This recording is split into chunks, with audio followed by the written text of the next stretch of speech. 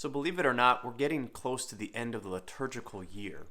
Well, it kind of coincides with the end of our calendar year, but it happens before that. So, in just a couple of weeks, we'll begin the season of Advent, and that begins the new liturgical year. It actually begins right at the end of November.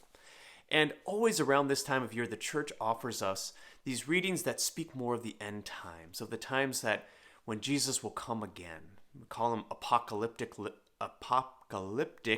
literature sometimes, which refers to a broader category of anything having to do with the unveiling of what will happen at the end of time. And so today, even, Jesus speaks in a kind of apocalyptic way when the Pharisees are asking him when the kingdom of God will come. He says you won't be able to observe it.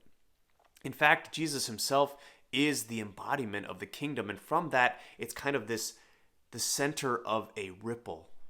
When Jesus comes, the kingdom of God now is at hand here on earth, and it keeps spreading out like a ripple from him.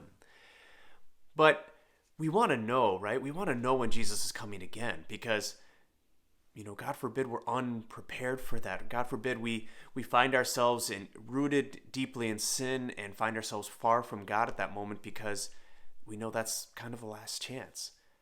But we in the church have been wondering when it's going to happen for a long time, even back to the first century. Today we celebrate the feast of St. Leo the Great, who was a great pope back in, he reigned from 440 to about 461. The first pope really to actually ever leave us writings of his sermons. And he wrote extensively. He defended the church in so many ways, the unity of the church and the integrity of the faith. It was even said that he staved off an invasion of barbarians and Attila the Hun from coming to sack the Vatican and all of that. We think that there is some truth to that. We don't know how it really happened. But he was strong in faith, and what he was doing was the same as what we do now, is preaching that the kingdom of God will come, but we won't be able to observe it. So what do? We continue to live in holiness of life. We continue to strive for greater holiness because we know neither the day nor the hour. Jesus says we won't be able to observe it when it comes, but it will come swiftly.